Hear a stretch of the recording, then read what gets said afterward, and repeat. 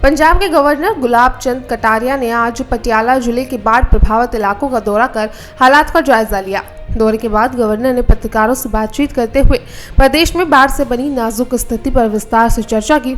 इसी के साथ गुलाब चंद कटारिया ने कहा कि प्रधानमंत्री नरेंद्र मोदी द्वारा पंजाब के लिए जारी किए गए 1600 करोड़ रुपए केवल एक टोकन मनी है, पूरी राशि नहीं। उन्होंने स्पष्ट किया कि ये रकम सिर्फ शुरुआती मदद के तौर पर दी गई है ताकि बाढ़ से राहत कार्यों में तुरंत सहयोग मिल सके। असल रिपोर्टर केंद्र तक पहुंचने के बाद ही अतिरिक्त राशि प्रदेश को जारी की जाएगी। तो वहीं गवर्नर ने कहा कि केंद्र द्वारा भेजी गई टीमें बाढ़ प्रभावित क्षेत्रों का आकलन कर रही है और जब उनकी विस्तृत रिपोर्ट तैयार होकर केंद्र सरकार को सौंपी जाएगी उसके बाद पंजाब की ओर से और अधिक वित्तीय मदद उपलब्ध करवाई जाएगी। उन्होंने भरोसा दिलाया कि सिर्फ 1600 करोड़ ही नहीं बल्कि इससे कई गुना ज्यादा राशि भी पंजाब को दी जाएगी। तो वहीं गवर्नर कटारिया ने पंजाब और हरियाणा सरकारों से साझा रूप से पानी से जुड़े मुद्दों पर बातचीत करने की भी अपील की है। उन्होंने कहा कि जब तक दोनों राज्यों की सरकारें आपस सहमति से समाधान नहीं निकालती तब तक लोगों को बाढ़ जैसी आपदाओं का सामना करना पड़ेगा। उन्होंने ये भी कहा कि अदालतों में केस चलते रहते हैं और फैसले भी अक्सर देर से आते हैं, लेकिन यदि दोनों राज्य आपस में बैठकर कोई समझौता कर ले तो न सिर्फ जनता को राहत मिलेगी बल्कि अदालतों को भी निर्णय लेने में आसानी होगी। इसी के साथ गुलाब चंद कटारिया ने दौरे के दौरान प्रभावित लोगों को परेशानियों को ध्यान से सुना और ये भरोसा दिलाया कि केंद्र और राज्य सरकार मिलकर पंजाब के लोगों को हर संभव मदद मुहैया करवाएंगे। उन्होंने साफ शब्दों में कहा कि पंजाब सरकार अकेली नहीं है, केंद्र भी इस कठिन घड़ी में पूरी तरह राज्य के साथ खड़ा है। ये दौरा न केवल बाढ़ प्रभावित लोगों में उम्मीद जगाने वाला है बल्कि राज्य और केंद्र सरकारों को साझा प्रयासों का स्पष्ट संकेत भी है। अब की बार बाढ़ की स्थिति सबसे अधिक थी। 1988 में पंजाब में बाढ़ की स्थिति थी, लेकिन अब की बार 2025 की 1988 से भी अधिक था। 3 प्रमुख नदियों में तो सामान्यतः रावी सबसे ज़्यादा अब की बार हमको प्रभावित किया है, सतलज और व्यास का भी है, लेकिन गग्गर के पानी ने भी एक तरह से काफ़ी कुछ एक तरह से चुनौती आ गई। गग्गर में भी जो पानी का लेवल था वो अब की बार सबसे अधिक था, खतरे के निशान से ऊपर भी चला था और उसके कारण से गग्गर से प्रभावित जो एरिया है उनमें विशेष प्रकार का मानव हानि तो इतनी नहीं हुई, लेकिन फसलों की और बाकी प्रकार के जो नुकसान है वो हुए। तो मैं स्वयं भी इसीलिए आया था कि कम से कम एक बार, समय तो काफ़ी गुजर रहा है लेकिन अभी भी आपके यहाँ गग्गर खतरे की बिंदु के आसपास ही चल रही है। पिछले 2 दिन में थोड़ा सा 1 फीट पानी जरूर उतरा है, लेकिन अभी भी अपन उसको एकदम सेफ नहीं कह सकते।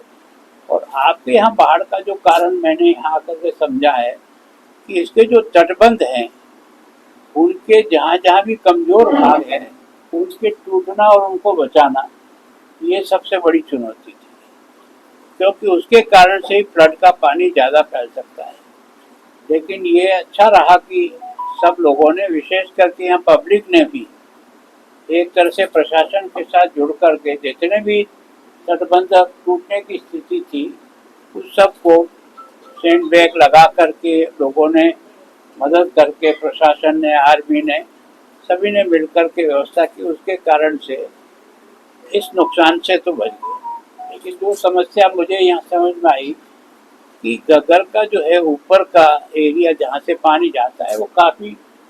बेड चौड़ा है, लेकिन जैसे ही आगे जाते हैं पुलिया के पास के बाद से नीचे की जो है ना उसकी चौड़ाई कम होती चली गई, तो उसके कारण से उसको पानी को लेने की क्षमता कम हो जाती है, तो उससे तटबंध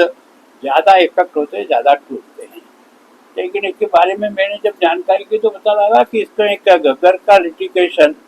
35 वर्षों से सुप्रीम कोर्ट में पेंडिंग चल रहा है हरियाणा और पंजाब के बीच में, और उसके कारण से कोई उसका स्थायी समाधान नहीं निकला। पंजाब के स्थायी समाधान के लिए इनकी बात सुनने के बाद लगा कि जहाँ जहाँ कमज़ोर पॉइंट है, जहाँ से गग्गर ओवरफ्लो कर सकती है, पानी का फैलाव हो सकता है, उसको जितना मजबूत किया जा सके कि उसके कारण से उसको बचाया जा सके। 30,000 हेक्टेयर का यहाँ पानी के अंदर जो फसलों का नुकसान हुआ है उसका आकलन हो रहा है। थोड़ा बहुत जो है ना मानव हानि हुई है, वो तो 2-3 हुई है, लेकिन अभी जो है पशुओं की हानि भी यहाँ बहुत कम है वैसे सामान्यतः, केवल पानी के फैलाव से कारण से। लेकिन बिल्डिंगों को नुकसान होने का अनुमान सारा खत्म होने के बाद पूरा लगेगा, तो उसका भी अंतर मैं सोचता हूँ कि सरकार ने भी, प्रधानमंत्री स्वयं आए थे, लेकिन वो अधिकांश जो है ना आपकी उस बॉर्डर एरिया में ही, अमृतसर और यहाँ जहाँ बहुत ज़्यादा बिल्डिंग तारावी से, उसको देख करके, लेकिन उन्होंने पुनः आश्वस्त किया था कि हम तो ये जो 1600 करोड़ देखें, ये तो टोकन आपका जो अभियान इस समय चल रहे हैं उसमें कोई अवरुद्ध नहीं आए, आपकी जितना भी है। बाकी सारा टीम जो आई है वो एनालिसिस करने के जाने के बाद जो रिपोर्ट देगी उसके आधार पर किसान को भी, मकान को भी, पशुओं की हानि को भी, और विशेष प्रकार के जो कुछ भी डैमेज हुए हैं प्रॉपर्टी उसके बारे में भी, और एक भविष्य में इन जिलों में जिनमें बाढ़ आती है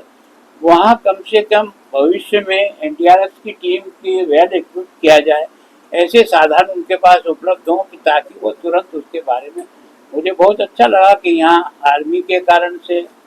और सभी के सामूहिक प्रयास से मतलब पब्लिक का लॉस उतना नहीं हुआ।